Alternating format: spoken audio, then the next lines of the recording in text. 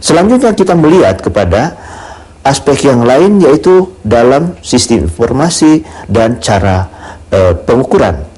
Dalam sistem informasi dan cara pengukuran, kita melihat pada masa-masa yang lalu, cara pengukuran dan sistem informasi itu lebih diterapkan kepada aspek-aspek yang bersifat tangible.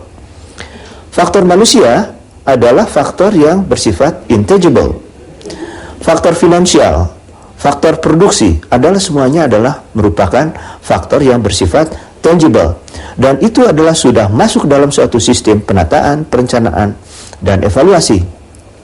Dalam penataan kembali perencanaan untuk superior performance, maka aspek-aspek yang bersifat intangible memberikan perhatian yang lebih. Kenapa? Berdasarkan hasil penelitian menunjukkan bahwa faktor-faktor yang intangible itu ternyata merupakan faktor yang harus diperhatikan seandainya para customer, para stakeholders, para investor itu menilai kinerja ataupun menilai seberapa jauh suatu perusahaan itu memiliki kinerja tinggi atau tidak. Jadi faktor-faktor yang intangible itu menjadi penting. Kenapa? Karena diperhatikan oleh orang-orang yang ada di luar, mereka yang berada di eksternal organisasi. Pihak-pihak yang ada di luar organisasi akan melihat kepada apa? Yaitu bukan hanya profit, bukan hanya kinerja finansial, tetapi juga bagaimana proses di dalam organisasi itu.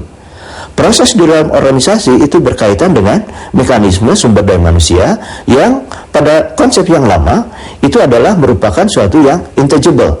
Dan konsep penataan di dalam pengukuran dan teknologi informasi yang baru, di mana sasarannya adalah kinerja tinggi, itu mengakomodasikan pengukuran-pengukuran terhadap intangible tadi, di mana dalam hal ini kita mengenal satu sistem, yaitu sistem sumber daya manusia berbasis scorecard. Jadi perencanaan sumber daya manusia berbasis scorecard itu adalah salah satu konsep yang perlu diperhatikan di dalam perencanaan sumber daya manusia. Kenapa? Karena dalam sistem itu, sistem informasi dan perhitungan-perhitungan yang bersifat intangible, perhitungan-perhitungan yang bersifat software itu dilakukan. Pemirsa, tadi disebutkan bahwa untuk menghasilkan sumber daya manusia dengan kinerja tinggi, tidak hanya cukup dengan memberikan training atau pelatihan yang bersifat peningkatan skill atau pengetahuan saja. Lalu faktor-faktor